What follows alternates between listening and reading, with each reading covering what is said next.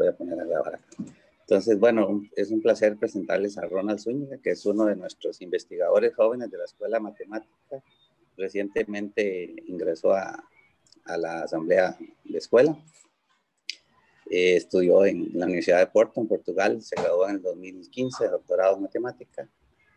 Y actualmente pues trabaja con nosotros como investigador del centro del CIMPA, Centro de Investigación en Matemática Pura y Aplicada, en temas como topología algebraica, geometría diferencial. Entonces los dejo con Ronald. Muchísimas gracias, Santiago. Gracias por la invitación y por la presentación. ¿Me escucha todo el mundo? ¿Sí? ¿Sí me oyen bien? Sí, profe. Hola, hola. ¿Todo bien? Muy bien. El día de hoy quiero hablarles de superficies de Riemann y fibrados vectoriales. En realidad voy a hacer un poquitillo de trampa. Voy a hablar de lo que yo trabajo, pero de camino voy a ir tratando de introducir los conceptos básicos de lo que yo utilizo. No se asusten, no salgan en carrera. Aquí al inicio voy a mencionar una breve introducción y algunas definiciones básicas con el preámbulo de ciertos trabajos de investigación de gente que viene detrás de mí y gente que va un poquito a la vanguardia junto conmigo en equipos de investigación trabajando el apasionante tema de fibrados de Higgs. Para ello, bueno, como les digo, no tengan miedo, no se asusten de ver de repente la diapositiva me quedó tal vez demasiado cargadilla y hay definiciones que podrían asustar un poquitillo, pero vamos a ir despacio tratando de ser puntuales en lo que es cada cosita. Voy a considerar X una superficie de Riemann compacta de género mayor que 2 y voy a considerar K mayúscula, el fibrado canónico de línea es el que llamamos fibrado cotangente. Definimos un par de Hitchin sobre X como un par Φ, donde E es un fibrado vectorial holomorfo y Φ es un endomorfismo de E torcido por otro fibrado de línea. Los fibrados de Higgs son un caso particular, tomando el fibrado de línea igual al canónico.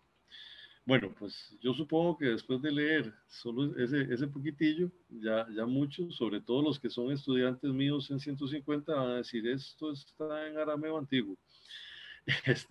El plan no es ese, por supuesto aquí de camino hay cosillas que yo sé que algunos de ustedes no dominan, como ese que acabo de encender en rojo, superficie de Riemann.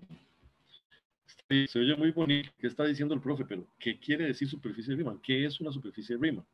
Y luego, cuando les estoy hablando de pares de Hitchin, de una vez les digo fibrado vectorial.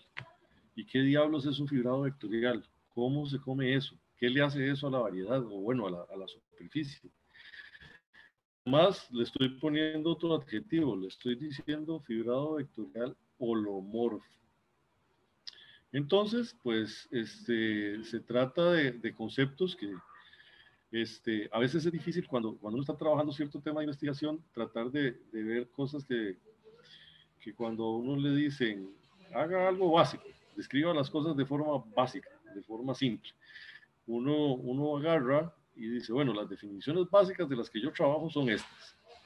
Con estos tres conceptos, la mayoría de gente que está en mi campo entiende más o menos por dónde va a ir la película, por dónde va el asunto. Pero por supuesto, cuando la audiencia es heterogénea, y hay gente incluso que trabaja otras áreas, gente que trabaje álgebra abstracta o que trabaje estadística, probabilidad, matemática aplicada o alguna otra rama, pues hay algunos conceptos que tal vez no son tan familiares para todo el mundo. Vamos a empezar por hablar de las superficies de Riemann, ¿ok? Entonces, ¿qué es una superficie de Riemann? Bueno, también, pues hay una definición formal y no es que yo quiera escabullirme y huirle al formalismo. Una superficie de Riemann se define de esta forma. Es un par, en realidad es un par X, Y, donde X es una variedad de dimensión real 2 e Y, es una estructura compleja sobre X. Ahí de nuevo hay un montón de palabras nuevas que a mucha gente podrían apabullar. La idea no es esa. ¿Okay? X, una variedad. ¿Qué quiere decir variedad? Bueno, aquí estoy usando variedad en el sentido manifold, porque en inglés tenemos dos palabras para la misma castellanización. Variedad puede ser manifold o variety. Algebraic variety, que son las variedades algebraicas, es también un tema hermosísimo de investigación, pero no es de lo que les voy a hablar hoy. El término manifold viene más apegado a la topología, y la idea de una variedad topológica es también pues, un conjunto que satisface ciertas propiedades, que básicamente cuando uno habla de variedad topológica, lo que quiere son homeomorfismos locales. Otra vez, palabras un poco de domingo. Homeomorfismo, lo que quiere decir es que es una biyección bicontinua. ¿Okay? Entonces, ya por lo menos biyección, la gente de 150 sí me lo entiende. La biyección es una función biyectiva y estamos diciendo localmente. Quiere decir que en cada pedacito, en vecindarios, para cada punto de esa variedad, de ese conjuntito, yo tengo vecindarios asociados a subconjuntos de algo que sí conozco, de R, por ejemplo, o de R2. ¿Ok? En este caso, por ser superficies, serían de R2. Esas biyecciones son invertibles, y como estamos pidiendo bicontinua, lo que quiere decir es que la función en sí es continua y su inversa también es continua. ¿Okay? Eso cuando hablamos de variedad topológica. Hablamos de homeomorfismo, es biyección bicontinua. Si hablamos de variedad diferencial, es casi igual, pero lo que cambiamos es la palabrita homeomorfismo por difeomorfismo. ¿Okay? Entonces la biyección tiene que ser diferenciable en ambos sentidos. Ella misma y su inversa, las dos diferenciables. Y cuando hablamos de holomorfismo, hablamos de que sea analítica para uno y otro lado. ¿Ok? Por supuesto, yo sé que de camino, pues esto se pone interesante. Son palabrillas un poco distintas de las que la gente usa en los cursos básicos. La dimensión de R estamos diciendo, pero la dimensión de X estamos diciendo que es 2 cuando hablamos de dimensión real. ¿Okay? Si yo me paso al contexto de los números complejos, recuerden que C lo puedo visualizar como el plano complejo, tomando el eje horizontal, el eje X, como el eje real, y el eje Y, el eje vertical, como el eje imaginario. Ahorita pintamos un poquitito eso para que lo tengamos más claro. Entonces, la superficie de Riemann, en términos de el plano complejo, tiene dimensión 1. ¿Okay? Ejemplos, tal vez aquí es donde ya podemos despertar esa intuición visual y comenzar a perder el miedo. Vamos a ver ejemplos de lo que son las superficies de Riemann. ¿Okay? Bueno, ejemplo 0 le pongo a porque la idea es ver el ejemplo más sencillo, ¿verdad? El ejemplo 0 de una superficie de Riemann. Ok, el plano complejo. Entonces estoy agarrando el plano cartesiano, como lo conocemos de siempre, bueno, de siempre, desde Descartes. El plano, pues, con sus ejes X y Y, le rebautizamos entonces eje real e imaginario respectivamente, y podemos ubicar entonces esos pares que aparecen ahí. El par 3, menos 4, que está en rojo, ese par que aparece allí es el que corresponde al número complejo 3 menos 4i. ¿Ok? Donde i es la constante imaginaria, raíz de menos 1. ¿Ok? Lo mismo con, bueno, todo lo que esté sobre la recta va a seguir siendo real. ¿Ok? Entonces, parte imaginaria igual a 0. Y tenemos, por supuesto, toda la recta real como subconjunto o subespacio de el plano complejo. Esa es, entonces, la idea de ver al plano con estructura de eje real e imaginario. Hay otras formas de identificar a los números complejos. Podemos determinar mediante coordenadas polares podemos determinar el argumento, podemos determinar el módulo, podemos determinar el conjugado de un número complejo. Es básicamente la reflexión con respecto al eje X, al eje horizontal, al eje real. Tenemos la parte real del número complejo y la parte imaginaria, la que acompaña la constante i. Y en este caso, el módulo o valor absoluto de un número complejo se define como la distancia que tengo entre el origen y el numerito. ¿Ok? Y eso lo saco por Pitágoras o simplemente multiplicando z por su conjugado. ¿Ok? Bien. Bueno, la raíz cuadrada de eso, perdón. Ese amigo es un ejemplo de superficie de Riemann, pero este no es de los que yo trabajo. Este amigo es un ejemplo de superficie de Riemann que no es compacta. ¿Ok? Yo trabajo con superficies de Riemann compactas. ¿Quién sí es compacta? Ok, la esfera. La esfera es una superficie también. Estoy considerando solamente el cascarón, ¿verdad? No estoy considerando el sólido. Por esfera me refiero al cascarón esférico.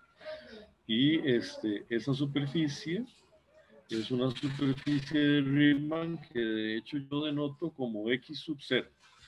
¿Por qué? Bueno, esta se llama superficie de Riemann compacta de género G igual 0.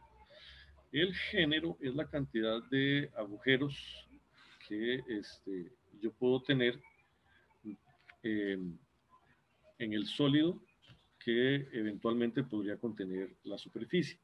¿Ok? Por ejemplo, el toro.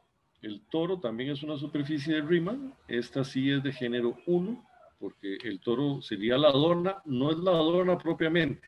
No llevo toda la parte de masa de la dona, no. Solo la cobertura de chocolate que la envuelve. Esa superficie que está alrededor de la dona sería lo que compone la superficie de Riemann de género 1, G igual 1. ¿Ok? Con G igual 1 estamos hablando entonces de lo que en matemática conocemos como el toro, y es esta hermosa figura que tenemos aquí. Esta figura se construye como una superficie de revolución al girar un circulito alrededor de alguno de los ejes. Eso es básicamente lo que sucede cuando estamos considerando el toro. ¿Ok? Si hay dudas o preguntas, me interrumpen en el momento en que quieran. Yo tampoco trabajo con toros. El toro en realidad es el punto de partida, pero yo necesito estructuras de género mayor que 1. De hecho, a veces mayor que 2. Ok, ¿quién tiene género 2? Bueno, si yo me doy cuenta de lo que les dije antes con el toro, aquí tengo dos círculos que me generan al toro. El circulito que está pintado en un plano que viene, podríamos decir el plano ZY, y el otro círculo sobre el que lo hago rotar, sobre el que hago que la superficie de revolución se vaya construyendo. Esas dos curvas me generan al toro. Cuando yo considero otro par de curvas, puedo incluso establecer la suma conexa de dos toros cuando recorto un circulito, un cachetito de una de las donas y de la otra y las pego juntas. ¿Ok? Esta que está aquí es la que conocemos como suma conexa de dos toros. Esta amiga tal vez la han visto antes o han visto impresiones digitales. Es entonces la superficie de Riemann de género 2. ¿Ok? Esa es la de género 2, superficie de Riemann compacta de género 2. Esa es esta amiga que aparece aquí. ¿Ok? Podemos seguir en ese proceso de cortar y pegar, y podemos entonces tener suma conexa de G toros, cuando yo agarro entonces G veces la suma que les acabo de decir, y tengo G agujeritos. ¿Ok? Ese sería el contexto de construcción para las superficies de Riemann compactas de género general. ¿Ok? Aquí, bueno, en este cuadradito de abajo, tal vez en esta se ve un poquito mejor. Cuando uno considera el cuadradito 0,1, si uno identifica los 4 vértices como uno solo, uno le da vuelta a la hojita. Tal vez lo hago aquí un momentito, si lo pueden visualizar. yo le doy vuelta a la hojita, identifico primero un vértice y otro vértice, me queda un cilindro, ¿ok? El cilindro, luego a cada círculo del cilindro también lo identifico uno con el otro y cierro. Al cerrar el cilindro, el tubito, lo que me queda es un toro, ¿ok? Entonces, el cuadrado 0,1, al identificar sus 4 vértices y orientar debidamente los 4 bordes, podemos identificarlos para formar un toro. De forma similar, un octógono lo puedo identificar con la de género 2. ¿Ok? Esa es la idea. Estas amigas, las superficies de Riemann compactas, pueden sufrir deformaciones de forma tal que encontramos gente topológicamente equivalente, por ejemplo, a la esfera. Una caja cuadrada es topológicamente equivalente, o un beaker es topológicamente equivalente a la esfera. A la dona, al toro, tendríamos que una jarra es topológicamente equivalente, o bien el churro, el churrito, el cilindrito para el café. Luego las de género 2 serían topológicamente equivalentes a las que traigan 2 agujeros, como es el caso de la tijerita o de la cafetera. ¿Ok? Algo chistoso que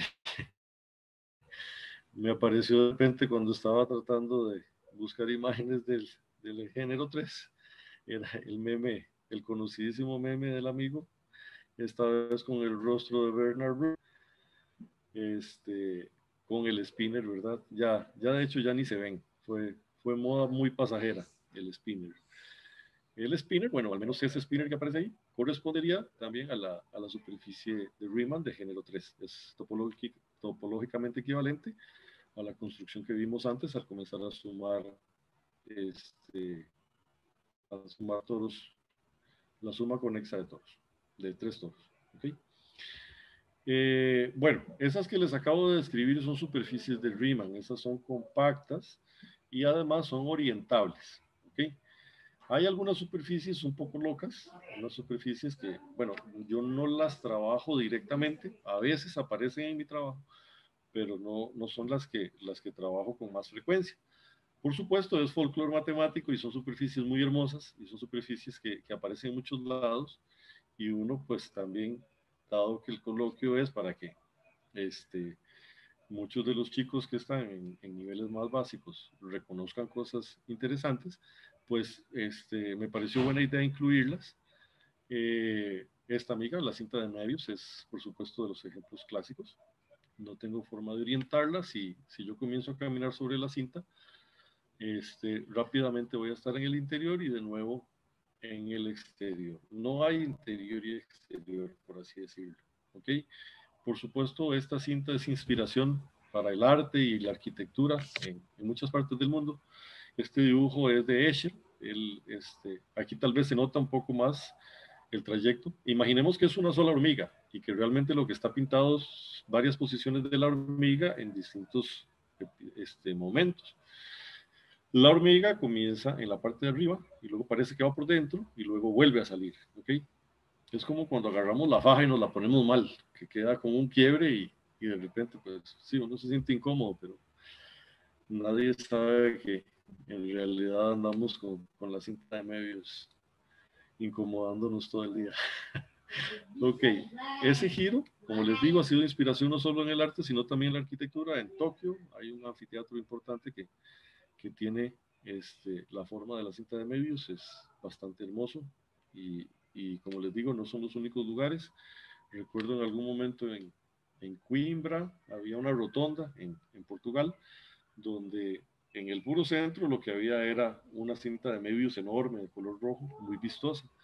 Y en la facultad, en el departamento de matemática de la Facultad de Ciencias en Porto, la estatua tenía forma de cinta de Möbius y por dentro tenía varios grabados. Era una cinta de Möbius también muy grande, en bronce, en la biblioteca, y por dentro traía varios grabados.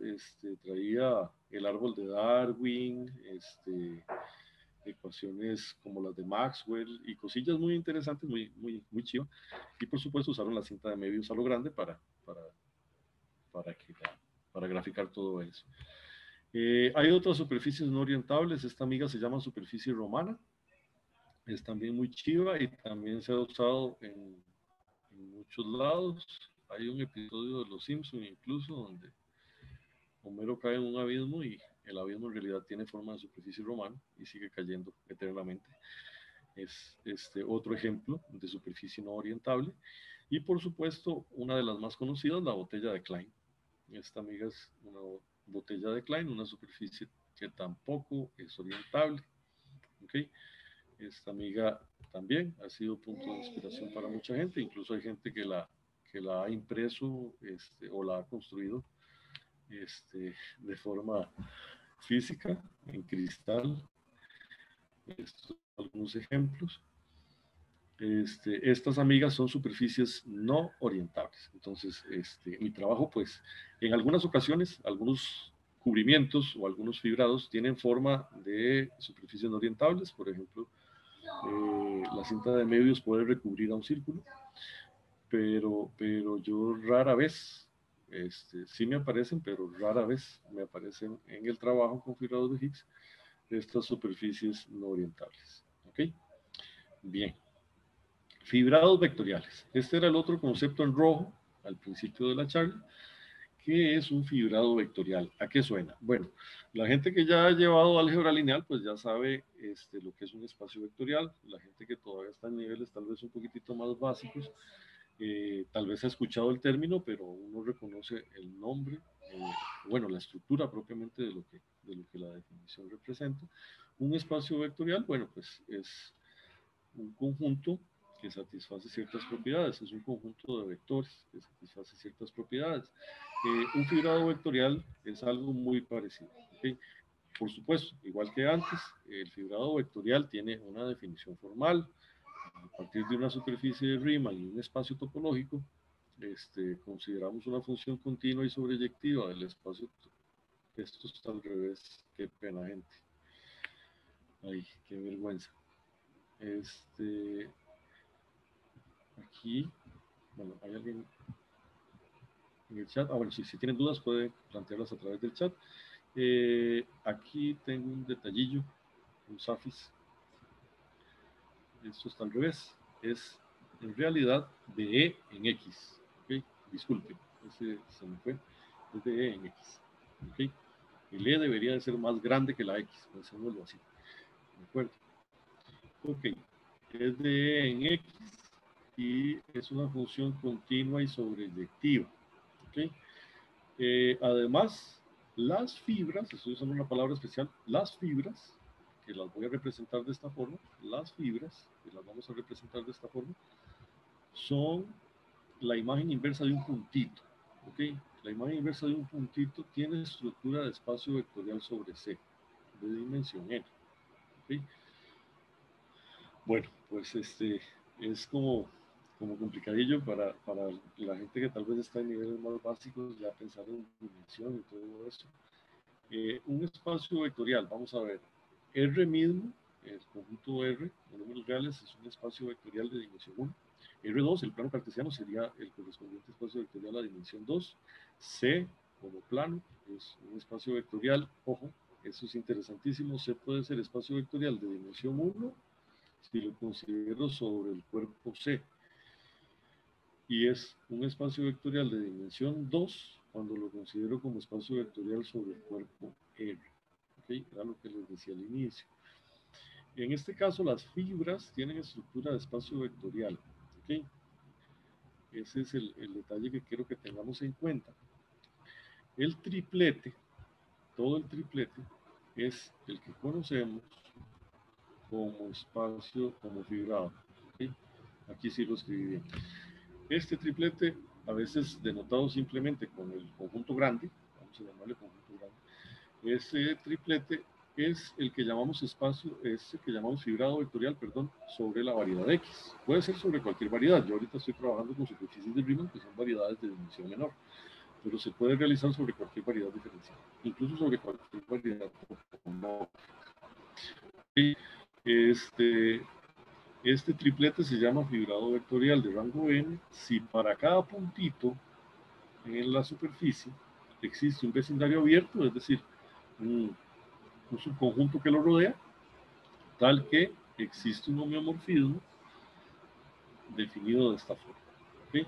En un homeomorfismo, una función directiva y continua que se mueve de esta forma. ¿Okay? Estoy enviando la imagen inversa del abierto a el abierto cruz CE. ¿Okay? Y satisface las siguientes propiedades. H preserva las fibras. Ok, otra vez, palabrillas de domingo. ¿Qué significa que H preserve las fibras? ¿Qué es lo que hace? ¿Qué es lo que está pasando? Bueno, las fibras son espacios vectoriales. Las fibras, como les dije antes, son espacios vectoriales. Acá está. Las fibras son espacios vectoriales, entonces son copias de CN. ¿Okay? Son copias de CN. Y la idea de preservar fibras, es que este diagramita de aquí conmute. ¿Okay? ¿Qué quiere decir que el diagrama conmute? Que la proyección usual del fibrado restringido a la imagen inversa de U, aterriza en U, es exactamente equivalente a componer la proyección de las primeras coordenadas de este producto cartesiano junto con la función h que viene como homeomorfismo, es decir, biyección bicontinua entre la imagen inversa de U y este cartesiano. ¿Okay? Eso es lo que quiere decir. Entonces, estamos, en este caso, preservando fibras, es decir, los espacios vectoriales asociados a cada puntito del conjunto U se preservan a través de la conmutatividad de este diagrama. ¿Okay? La otra cosa que debe satisfacer el fibrado es que para cada puntito del abierto, para cada puntito del vecindario U, el mapeo restringido a las fibras sea un isomorfismo de espacios vectoriales. ¿Okay? Lo que les decía, ¿verdad? Cada uno de los mapeos, de las funcioncitas restringidas a las imágenes inversas de los puntitos, pues lo que representa es un isomorfismo de espacios vectoriales. ¿Okay? Isomorfismo, otra palabrilla curiosa, ¿verdad? El isomorfismo también, en términos de estructuras algebraicas, cuando se trabaja álgebra abstracta en general, el isomorfismo es una biyección que preserva estructuras. Entonces, isomorfismo de espacio vectorial, lo que quiere decir es que es una biyección que preserva la estructura de espacio vectorial. ¿Okay? Tenemos una biyección entre los dos conjuntos, entonces, entre los dos espacios vectoriales. Ok, palabras más simples, porque todas esas palabras sonaban muy bonitas. ¿Qué es un fibrado vectorial? Bueno, un fibrado vectorial de rango n es una construcción geométrica donde a cada puntito de la superficie le asignamos un espacio vectorial. Básicamente es eso. ¿Okay? De forma tal que todos esos espacios vectoriales juntos me formen un espacio topológico. En nuestro caso, con una estructura de variedad diferencial. Ok, yo para esta parte es realmente la que se me vuelve esencial, sobre todo pensar en estructura de variedad diferenciable o bien holomorfo. ¿Okay? Ya esas palabrillas sí se ponen un poquitillo más incómodas, ¿verdad? La gente que ya está entre 50 o 450 pues no tiene tanto problema, e incluso la gente que ya es de cuarto año superior pues ya reconocen qué significa holomorfo. Para la primera parte yo creo que todo ya va calzando, al menos en las primeras 4 líneas del párrafo pues ya entendemos de una manera un poquito más sencilla qué significa fibrado vectorial. Un fibrado vectorial entonces es un conjunto de espacios vectoriales que están asignados o indexados, por así decirlo, a cada puntito de la superficie, a cada puntito de la variedad en la que estamos trabajando. De hecho, se puede hacer con cualquier tipo de variedad topológica. En nuestro caso, bueno, el fibrado tiene estructura de espacio topológico. En nuestro caso, la queremos con estructura de variedad diferenciable. Es decir, todo lo que yo pedí como homeomorfo, o todo lo que yo pedí como continuo, necesito cambiarlo a difeomorfismo o diferencial, ¿okay? Respectivamente. Entonces, todo lo que era homeomorfismo sería difeomorfismo, y todo lo que yo dije, continuidad, necesito diferenciabilidad. ¿Ok? La otra palabrota bonita que está aquí, esta que dice aquí, holomorfo, ¿ok? Una variedad holomorfa. Ok, ahí sería cambiar todas esas palabras de diferenciables a analíticas, ¿ok? Que es un concepto ya más propio de del análisis complejo, de variable compleja. Pero por ahora creo que con diferenciable podemos entendernos bien.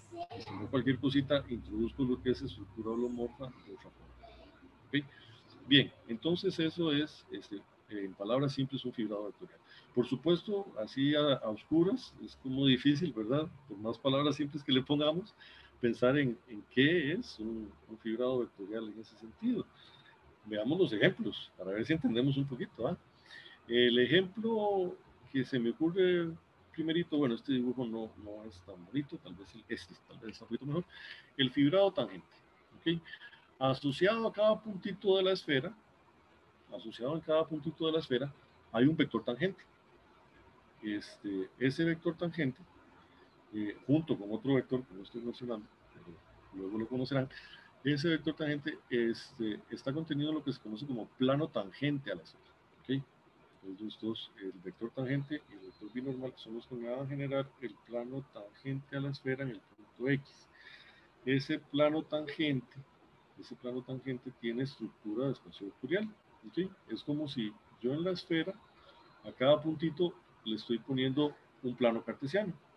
R2, por ejemplo, R plus R. O C, en el caso de las superficies de Riemann, que quiero con estructura compleja, pienso en el plano complejo, pienso en C. ¿Okay? Entonces, el fibrado tangente es el que a cada puntito de la esfera me le asocia el plano C.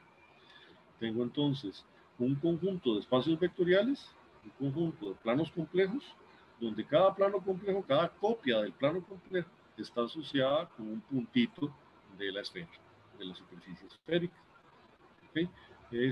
Y eso lo puedo hacer también con el toro, o con la suma conexa de toros. En cada puntito me voy parando y considero el fibrado tangente. ¿Okay? Este es un ejemplo. El fibrado cotangente. Ok, aquí pensemos en un recorte, en un pedacito de la superficie. Okay, pensemos en un recorte, en solo un pedacito de la superficie, ya sea la esfera, el toro o la suma conexa de toros. Pensemos en un recorte del pedacito y pienso en cada puntito. Entonces, cada puntito de la superficie amarilla tiene asociado un fibrado de línea. Okay, un fibrado de línea es de dimensión 1. Entonces está representado por un solo vectorcito que sale, una sola flechita que sale, es como un arbolito de estos azules que aparecen aquí. Una sola flechita que sale hacia afuera de la superficie. ¿Okay? Esa es la idea de orientabilidad también que tenemos. Entonces, el fibrado cotangente es el que me asocia a cada puntito de la superficie un espacio vectorial de dimensión 1. ¿Okay? Me asocia a cada puntito de la superficie un espacio vectorial de dimensión 1. ¿De acuerdo? Entonces, bueno, espero que con esos ejemplos estemos un poquito más claros sobre lo que son superficies de Riemann y fibrados vectoriales. Ahora sí, si me regreso a las definiciones que les di al principio, ya podemos entender un poquitito mejor de qué estoy hablando, ¿verdad? Si yo me regreso a la definición original y les digo, sí, consideremos una superficie de Riemann compacta de género mayor que 2. Entonces, quiere decir que estoy considerando superficies de Riemann como las que vimos al principio, con 3 agujeritos. Estoy considerando sumas conexas de 3 donas, de 3 toros, o más. ¿Okay? Y sea acá el fibrado canónico de línea de X, es decir, ese último que vimos en cada puntito, asociándole un fibrado, asociándole un espacio vectorial de dimensión 1 a cada punto. Aquí hay un detallito técnico. El fibrado canónico de línea, en realidad no es tan de línea. Este fibrado canónico que estoy asociando, lo que está haciendo sí es asociarle un espacio vectorial de dimensión 1 a cada punto, pero lo estoy haciendo de dimensión 1 compleja. Entonces, más bien lo que estoy haciendo es como enrollando el plano y metiéndolo en el puntito. ¿Okay? Cada puntito asociado con ese fibrado de línea. Y en cada punto hay también un fibrado de línea particular. ¿Okay? Bueno, Entonces, el par de Hitchin es ahora un par coma phi, donde la primera componente del par es un fibrado vectorial, como el que hemos estado trabajando. Aquí digo holomorfo. Podemos pensar incluso en un fibrado diferenciable y luego hablamos de la estructura holomorfa asociada. Y tenemos un endomorfismo, otra palabrilla curiosa. Sí. Bueno, un endomorfismo es, en este caso, una aplicación, una función que va de endo, lo que quiere decir es que va del conjunto en sí mismo, en este caso del fibrado en sí mismo, pero además dice endomorfismo de torcido por L. Entonces, torcido por L, bueno, la palabra torcido es porque estoy aplicando un producto especial, se llama producto tensorial. ¿Okay? Es un concepto un poquito más algebraico y además dice torcido por L, entonces es tensorial por otro fibrado adicional, un fibrado de línea general, un fibrado de línea asociado a cada puntito, va a un espacio vectorial de dimensión 1 y a ese fibrado le llamamos L. ¿Okay? El fibrado de Higgs es algo muy similar, pero especificando el fibrado de línea. Agarramos justamente el cotangente como fibrado de línea para hablar de lo que es el fibrado de Higgs. Y lo que tenemos aquí como campo de Hitchin, en este caso se conoce como campo auxiliar de Higgs. ¿Okay? ¿Por qué el nombre de campo auxiliar de Higgs? Bueno, para empezar, Hitchin y Higgs son muy amigos, pero en realidad es porque Hitchin, que es podríamos decir mi abuelo académico, Hitchin era supervisor de Peter Gotten y Peter Gotten fue mi supervisor. Nigel Hitchin trabaja con esta teoría desde los 80s. Él estaba buscando solución para las ecuaciones de Yang-Mills y para el mass gap, que es un problema de los más importantes y de los más hermosos de la matemática actual. Cuando él está investigando sobre esta posible forma de darle solución a las ecuaciones de Yang-Mills, produciendo dos trayectorias, él se da cuenta de que el campo auxiliar que obtiene a nivel de la física teórica, pues tiene características muy parecidas a las que tiene el bosón de Higgs. ¿Okay? Entonces lo bautiza como campo de Higgs. Esa es la razón de que se llame campo de Higgs. Y el nombre propiamente de fibrado de Higgs se lo da Carlos Simpson poquito después, cuando Carlos Simpson comienza a tratar de hacer caracterizaciones para dimensiones más grandes, para mayores dimensiones. ¿Okay? Tenemos otro concepto que es el de K fibrado de Higgs. ¿Okay? El K fibrado de Higgs es muy parecido al fibrado de Higgs. Noten que el fibrado de Higgs es de esta forma. No lo especifiqué. El fibrado de Higgs es de esta forma, pero en lugar de la L viene el K. ¿Okay? Ese es el fibrado de Higgs. El K fibrado de Higgs es parecidísimo, pero trae otra torsión adicional. Viene torcido con un fibradito de línea para un punto específico. ¿Okay? Entonces escogemos un punto de la variedad específico. ¿Sí? Hay un puntito que estamos marcando y sobre ese punto hay un fibrado de línea específico asociado. Hay una estructura también algebraica asociada a lo que es el producto simétrico. Eso pues es un concepto también hermosísimo. Inicialmente lo trabaja Ian McDonald en un paper donde caracteriza homología y hace la construcción de generadores de manera muy bella. No es difícil, no hay que explorarlo, pero no me voy a meter con ello. Es simplemente considerar el puntito entonces de la superficie y el fibradito de línea que atraviesa ese punto. ¿Okay? Y lo que hago es torcer K veces por ese fibradito de línea. ¿Okay? Eso es lo que se conoce como un campo de Higgs con polos de orden K, o un K campo de Higgs. Y el par junto con el fibrado se conoce entonces como K fibrado de Higgs o fibrado de Higgs de orden K. ¿Okay? O con polos de orden K. Esa es la idea. La pendiente. ¿Okay? Con la pendiente tengo asociados dos conceptos. ¿Okay? Son dos números enteros. La pendiente es un número racional. El grado y el rango. Ok, el rango es fácil, el rango ya lo hemos discutido antes, el rango de un fibrado es la dimensión de las fibras, es la dimensión que tiene cada espacio vectorial asociado a cada puntito, el grado, ok. Con el grado tengo pues varias formas de describirlo, el grado lo puedo describir a partir de ese concepto abstracto que les estaba diciendo antes, de los divisores presentes en el producto simétrico. Esa es tal vez la forma más natural. O también se puede percibir como la primera clase de Chern. Chern es un matemático chino que trabaja geometría diferencial y geometría algebraica y tiene maravillas de publicaciones.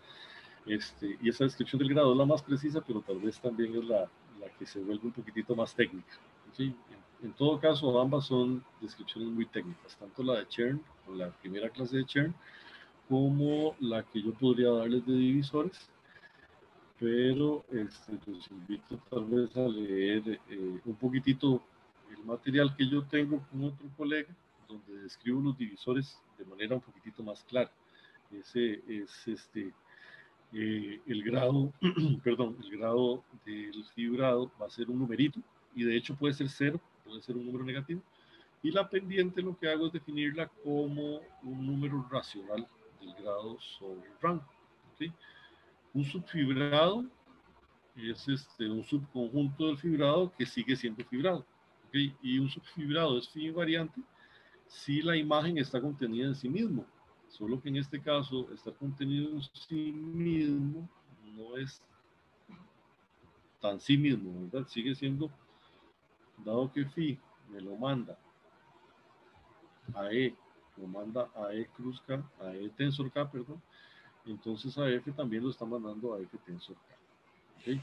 Y tiene que quedarse ahí quietito. Eso es lo que llamamos phi invariante. No siempre tenemos fibrados, subfibrados que sean phi invariantes. Los que no son, nos dan la posibilidad de definir, de construir otra definición, la de estabilidad. ¿Okay? Llamamos a un fibrado semiestable, en general, si la pendiente del subfibrado es menor o igual que la pendiente del fibrado grande. En el caso de los fibrados de Higgs, decimos que es semiestable cuando estamos trabajando con phi invariantes. Llamamos estable cuando la desigualdad es estricta, y en el caso de fibrados de Higgs, llamamos estable cuando se trata de fibrados phi invariantes. Y finalmente podemos hablar de poliestables cuando hablamos de fibrados que son suma directa de subfibrados estables. ¿Okay? Esos son los tres conceptitos que tenemos para estabilidad. Bueno, pues de repente se ponen muy cargadillas las diapositivas y con palabras también como de domingo.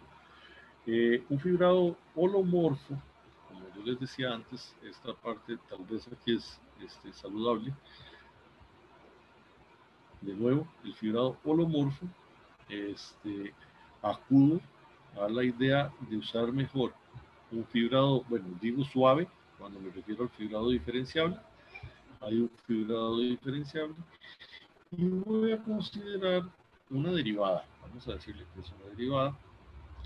Esta amiga de barra es un operador diferencial sobre el E en manuscrita, donde lo conocemos ese de barra como estructura holomorfa. ¿Sí? Y lo que hace es satisfacer la regla de Leibniz. Es muy pegadillo. Yo quería que esto me quedara centrado. Mil disculpas. Lo que hace es satisfacer la regla de Leibniz. Y la gente que sí ya conoce un poquito de derivación sabe que la regla del producto es derivada del primero por el segundo sin derivar, más el primero sin derivar por la derivada del segundo. En el caso de la estructura holomorfa, lo que yo estoy derivando son secciones. ¿Okay? Yo les hablé de las secciones de los fibrados. La sección es una funcioncita que sí va al revés, que va de la variedad en el fibrado y que se puede componer con la proyección. ¿Okay?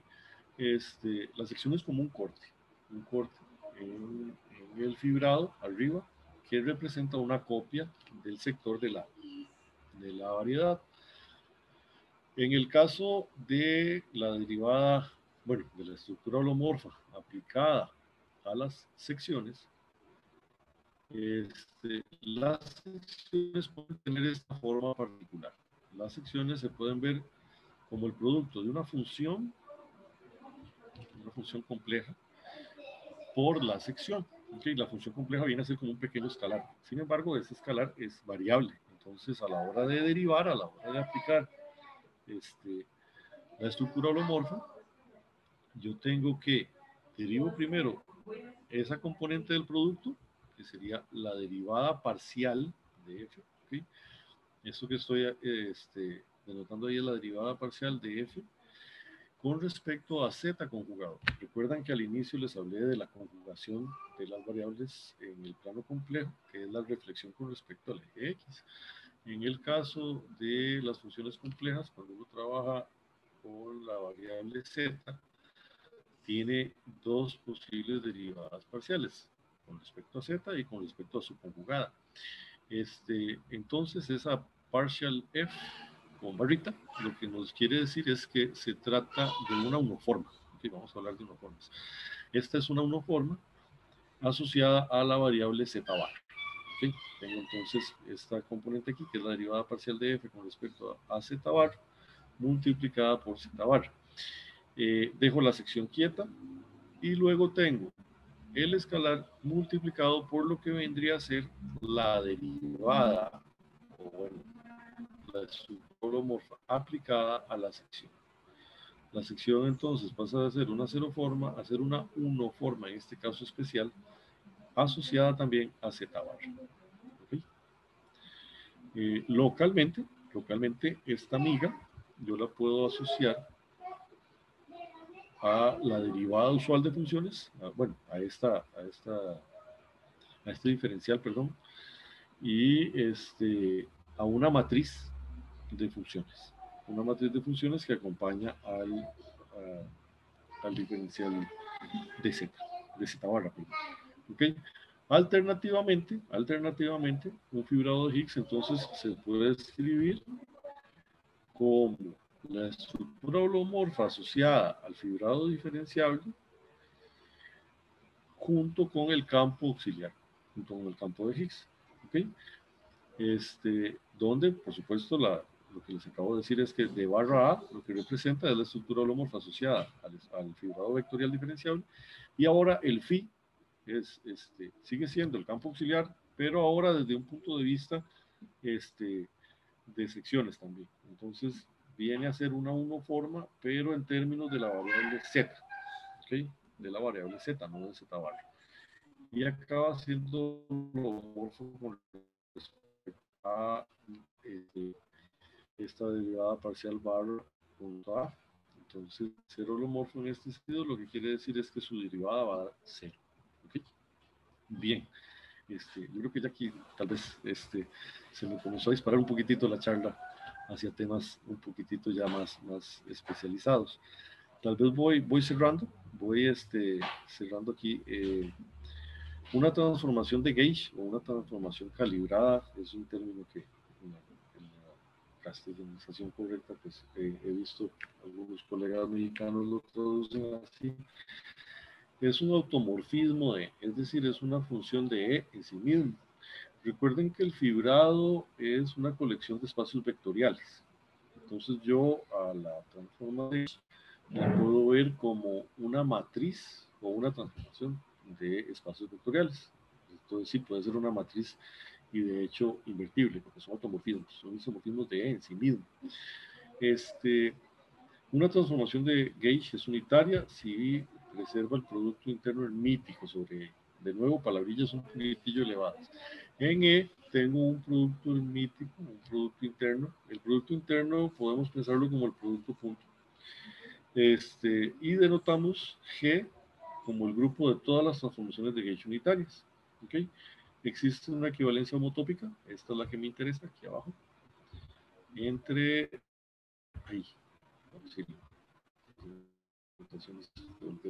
el G y su complexificación. Esa equivalencia homotópica es la que me interesa. Y básicamente, bueno, es la estructura de grupo, bueno, también es un concepto que algunos de mis estudiantes pues todavía no manejan, Un grupo es un conjunto con una operación que satisface ciertas propiedades, tener elemento neutro, que cada elemento tenga su inverso, y básicamente. Bueno, y en este caso, el conjunto de transformaciones de gauge tiene estructura de grupo. La acción de un grupo sobre un conjunto se puede dar de muchas formas. En este caso, la acción que estoy tomando yo es la acción por conjugación. ¿Qué es lo que quiere decir por conjugación? Estoy agarrando un elemento del grupo G y lo multiplico por el par de Higgs, por el fibrado de Higgs. ¿Cómo lo hago? Okay. No es una multiplicación corriente, ojo. Esta acción lo que hace es conjugar. Entonces, la transformación, que pueden pensarla como una matriz, la matriz viene a multiplicar la inversa por la izquierda y la matriz original por la derecha, tanto para la estructura holomorfa como para el campo auxiliar de Higgs. ¿Okay? Esta acción del grupo de gauge me permite definir un cociente especial que es el que llamamos espacio móduli de los fibrados de Higgs, ¿okay? Donde este amigo que está aquí es el conjunto de estructuras holomorfas cruz los campos auxiliares phi, ¿okay? Tengo que tomar el de estables, por una razón topológica, ¿okay? Si yo agarro este original que está ahí arriba, el cociente por el grupo de gauge no es Hausdorff, ¿okay? Esa es otra palabrilla de domingo, no va a ser Hausdorff, ahí pierdo mucha riqueza topológicamente hablando. Entonces, el espacio móduli necesito por fuerza agarrarlo sobre las subestructuras de fibrados vectoriales estables, ¿okay? En realidad se puede agarrar sobre poliestables, pero cuando yo considero... Perdón, Ronald, estamos sí, a 5 minutos ya. Ya, muy Gracias. bien. Entonces, ya estamos cerrando. Cuando yo considero el caso de primos relativos entre rango y grado, estable y poliestable acaban siendo lo mismo, ¿okay? Así es como construye el espacio móduli. Cierro entonces, voy a irme rapidísimo a los resultados más recientes. Aquí hay bastante teoría, hay algunos resultados preliminares de gente que trabaja cosas parecidas a las que yo hago, que pues por supuesto son las que me inspiran a seguir trabajando en ello. Hausel y Tadius trabajan con fibrados de Higgs de rango 2, es decir, las fibras tienen dimensión 2 y tienen un resultado muy hermoso para caracterizar grupos de homotopía. ¿Okay? Es este que está aquí. Ese resultado caracteriza grupos de homotopía, como les digo, para fibrados de Higgs de rango 2. ¿Okay? Mi idea es usar algo parecido, bueno, Bradlow, García Prada también, ellos lo hacen para rango general, y mi idea es algo parecido a lo de Hausel, pero para rangos mayores, ¿okay? En ellos en lo que he estado trabajando desde hace bastante ratillo, pero de camino hay que trabajar varias herramientas, entre ellas teoría de Morse y otras cosillas.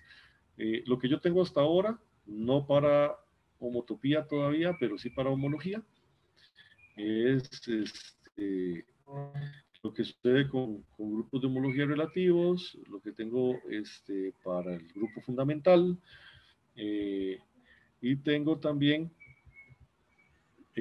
algunos resultados de estabilidad para rango 3 bajo ciertas condiciones. Entonces, yo lo que he querido es ir reduciendo esas condiciones para tratar de abordar un resultado más general. ¿Okay? Estas son para rango 3. Algunas las tengo para el rango general, pero ahí necesito considerar una característica más, que es considerar fibrados de determinante fijo. Y esta conjetura, pues, viene a ser resultado de una desigualdad de una hermana académica, Sandra Bento. Ella fue también estudiante de doctorado, ella es portuguesa. Ella fue orientada por Peter Gotten, por mi supervisor, solo que ella ahora se dedica más a la matemática aplicada y a las finanzas, y ya a ella no le puedo consultar más sobre sus desigualdades. Si la desigualdad que ella plantea es cierta, es posible que de camino yo pueda establecer desigualdades importantes que me dejen estabilizar grupos de homotopía para rango general con un índice mucho mayor al que hicieron todos los señores que les mencioné antes. Bradlow y compañía, Hausel y compañía, incluso mis propios resultados se verían todavía mejorados a partir de este nuevo índice. Por eso es que esta es una conjetura, esta todavía no la he demostrado. ¿Qué es lo que tengo hasta ahorita? Bueno, antes de que me despida tan rápido, ya me quedan 2 minutos, hasta ahorita lo que tengo es que algunos pedacitos del espacio módulo, esa F que está ahí, ya las estabilicé en términos de homología. ¿Ok? Esa F que viene ahí, ya la estabilicé en términos de homología. Y ahora falta el teorema grueso, que es el de Hurwitz, que es el que me ayudaría a traducir eso a espacio módulo. Bien, voy a cerrar aquí. Muchas gracias a todos por su atención. Espero, de repente me disparé con algunos conceptillos que tal vez la gente se me perdió. Espero que les haya gustado. Estas son las referencias que pueden consultar con respecto a la construcción de esta presentación. Muchas gracias, Ronald. No sé si hay preguntas de los participantes.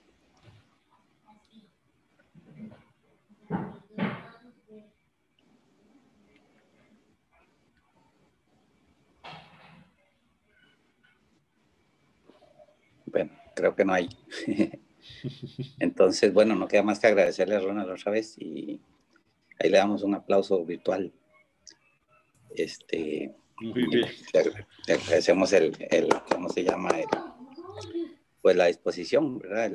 Y la gana de ayudar, porque esto en realidad es un proyecto por y para los estudiantes, para que se vayan encaminando en el tema de investigación, vayan viendo temas de lo que se hace aquí y en otras partes, y que ciertamente pues algunas cosas no siempre van a quedar totalmente claras, ¿verdad? Es parte de la naturaleza del asunto, pero que se vayan motivando hacia ciertos temas. Entonces, les agradezco a Ronald y a todos por la participación. Gracias a todos por estar presentes.